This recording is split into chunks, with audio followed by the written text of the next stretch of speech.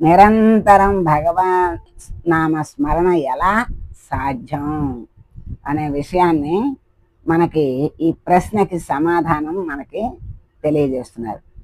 సాధ్యమే. ఎట్లా సాధ్యం? రోజు ఉదయం బ్రహ్మీ ముహూర్తంలో నిద్ర లేవాలి. లేవగానే ఒక 5 నిమిషాలు భగవంతుణ్ణి ధ్యానించాలి. స్నానం చేసే నీటిని గంగగా భావిస్తూ స్నానం చేయాలి. అందుకే గంగ దగ్గరికి వెళ్ళినప్పుడు స్నానం చేసేటప్పుడు ఆ నీళ్ళని శ్లోకం చదువుకోమంటారు. అంటే అన్ని నదులు అక్కడికి వచ్చినట్టు ఆ నదుల నీళ్ళు మనం చేసిన ఫలితం వస్తుంది. గంగే జమునే కృష్ణే గోదావరి సరస్వతి నర్మదా సింధు కావేరి జలేస్మిన్ సన్నిధిం కురు. ఇది పూజ చేసుకునేటప్పుడు చేసుకుంటాం కదా అనుకుంటాం. అంటే ఆ పంచపాత్రలోకి ఆ నదులన్నిటినీ ఆహ్వానిస్తున్నట్టు మనం చేసుకుని వాటిని మనం ప్రోక్షణ చేసుకుంటే మనం చేసినట్లే అనుకుంటాం. కానీ స్నానం చేసేటప్పుడు కూడా ఆ నీళ్ళని ముట్టుకుని ఈ శ్లోకం చదువుకుంటే అంటే ప్రతిరోజు అన్ని నదుల్లో స్నానం చేసిన ఫలితం కలుగుతుందన్నమాట. ఆ విధంగా చెయ్యాలి. చేస్తే ఎంత చేస్తే అంత ఫలితం మనకి లభిస్తూ ఉంటుంది. అదే గంగని ప్రార్థన చేయడం. స్నానం చేసే నీటిని గంగగా భావిస్తూ స్నానం చేయాలి. తర్వాత కనీసం ఒక అరగంట పూజ గదిలో ఒక నిర్దిష్టమైన చోట కూర్చుని మనకు వచ్చిన స్తోత్రాలు నోటికి రాకపోతే పుస్తకం చూసైనా చదువుతూ పూజ కానీ ధ్యానం కానీ చెయ్యాలి. ఇంట్లో ఎటు చూసినా పడక గదిలో తప్ప దేవుని ఫోటోలు కనపడేలా ఉండాలి. నిన్న ఆయన చెప్తున్నారు, ఉపన్యాసకుడు ఆయన చెప్తున్నారు, పడక గదిలో కూడా ఉండాలి. లేవగానే దైవాన్ని చూడగలగాలి, నమస్కారం చేసుకోవాలి. అదే ఉత్తమం. పడక గదిలో దైవం ఉండకూడదని ఎవరు చెప్పారు? అసలు ఉండాల్సింది అన్ని చోట్ల ఉన్నాడు ఆయన. మనకి లేవగానే స్వామిని అమ్మవారిని చూసి నమస్కారం చేసుకోవటం ఉత్తమం, కానీ లేకుండా చేసుకోవటం అనేది అది మంచి పద్ధతి కాదు అని చెప్పారు. కాకపోతే ఇక్కడ కొంతమందికి కొన్ని అభిప్రాయాలు ఉంటాయి. పడక గదిలో దేవుడి ఫోటో ఏంటి? అసలు పడక గదిలో సృష్టికి మూలం పడక గది. మరి ఆ భగవంతుడి అనుగ్రహం ఉంటే సత్సంతానం, మంచి సంతానం కలుగుతుంది అనే భావం ఎందుకు రాదు? మరి ఆ తర్వాత లేవగానే భగవంతుని చూస్తే, ఆయన స్మరణ చేస్తే రోజంతా శుభంగా ఉంటుంది అనే ఆలోచన రావాలి కదా. మరి అటువంటివన్నీ కొన్ని కొన్ని మార్పులు చేర్పులు వస్తూ ఉంటాయి. అంతేగాని అవి ఒక నిర్దిష్టమైనటువంటి పద్ధతుల్ని మన ఇష్టమైనట్లుగా మార్చుకోవటం వల్ల కొన్ని కొన్ని మారినట్లు కనిపిస్తూ ఉంటాయి. అందుకని ఎక్కడ చూస్తే అక్కడ దేవుడి ఫోటోలు కనపడితే ఆ భావం మనసులో ఎప్పుడూ ఉంటూ ఉంటుంది. ఈశ్వరుడు అష్టమూర్తి అని చెప్పారు, అంటే 8 రూపాల్లో ఉంటాడు. అవి మనం నిలబడే భూమి, మనకు పంటల ద్వారా ఆహారాన్ని సమకూర్చే భూమి, మనం దాహం తీర్చే 3 వంతులు నీరు గల భూమి, మనం కాలితో తన్నిన నీటి కోసం తవ్విన, పంటల కోసం నాగళ్లతో దున్నిన భరించే భూమి. ఈ సంగతి ప్రతి క్షణం గుర్తుపెట్టుకోవాలి. మనం ఆ భూమాతకు ఎప్పుడూ కృతజ్ఞతతో ఉండాలి. రెండవది ప్రాణాధారమైన నీరు. మన శరీరాన్ని, పరిసరాలను శుభ్రం చేసేది నీరు. మూడవది గాలి, ప్రాణవాయువు. ఒక 2 నిమిషాలు గాలి పీల్చకపోతే ప్రాణం నిలవదు, అయిపోతుంది. అది శరీరంలో 10 రకాలుగా పనిచేస్తుంది. అంటే పంచ ప్రాణములుగాను ఉప ప్రాణవాయువులుగాను 10 ప్రాణవాయువులుగా మన శరీరంలో అది పనిచేస్తూ ఉంటుంది. మలమూత్రాలు బయటికి పోవటానికి ఒక వాయువు, అంటే అపాన వాయువు ద్వారా మలమూత్రాలు బయటికి వెళ్ళగొట్టబడతాయి. మనలో ఉన్న చెడునంతా కూడా బయటికి వెళ్ళగొట్టబడాలి అంటే అపాన వాయువు ద్వారానే వెళ్ళగొట్టబడతాయి. అట్లా మరి తిన్నది అరిగేటట్లుగా చేసేది ఒక గాలి, సమాన వాయువు.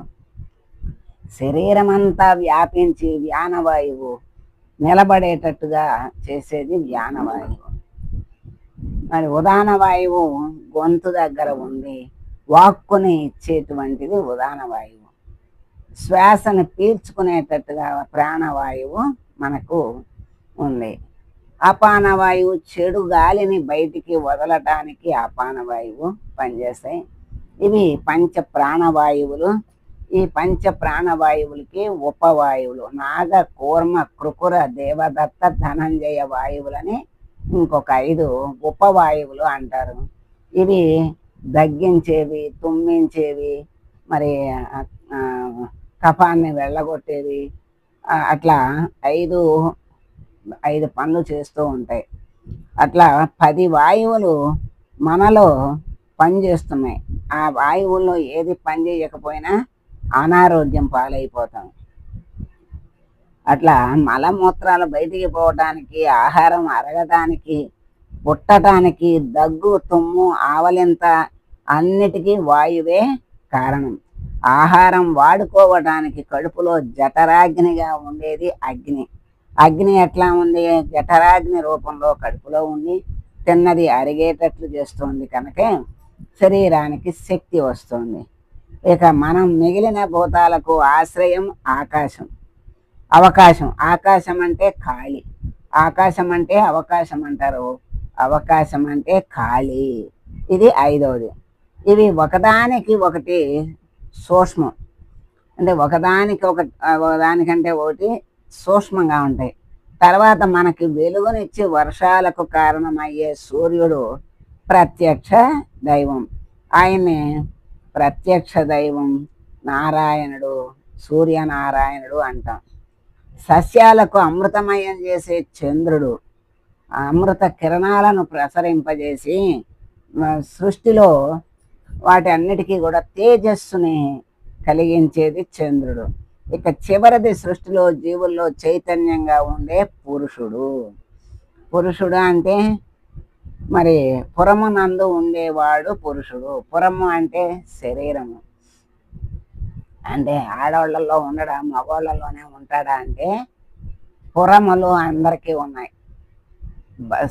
బాహ్యంగా లింగభేదమే కానీ అంతరంగా లింగభేదం ఉండదు. అందుకే ప్రతి శరీరము పురమే. ఆ పురమునందు ఉండేటువంటి వాడు పురుషోత్తముడు, పురుషుడు అంటారు. అంటే దేవుడు మనలో ఉన్నాడు, మన చుట్టూ ఉన్నట్లే కదా. అందరిలో ఉన్నాడు, అన్నిటిలో ఉన్నాడు, మనలో ఉన్నాడు అంటే అన్నింటిలోనూ ఉన్నట్లే కదా. మరి ప్రహ్లాదుడు ఏమన్నాడు?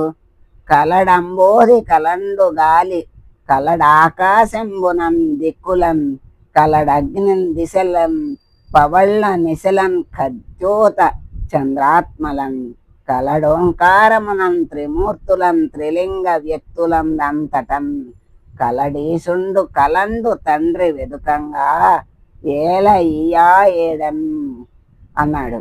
కనుకనే అతడు ఏ పని చేస్తున్నా భగవంతుని చూడగలిగాడు. అందుకే వీలు ఉన్నప్పుడల్లా రోజు పురాణాలు చదవాలి. ఏ రోజుకు ఆ రోజు మనం తెలుసుకుంటూ ఉంటే మనసు కొంచెం మళ్ళుతుంది. ఇప్పుడు రాగి చెమ్ముని ప్రతిరోజు తోమాల్సిందే, లేకపోతే తోమకపోతే కిలిం పట్టేస్తుంది.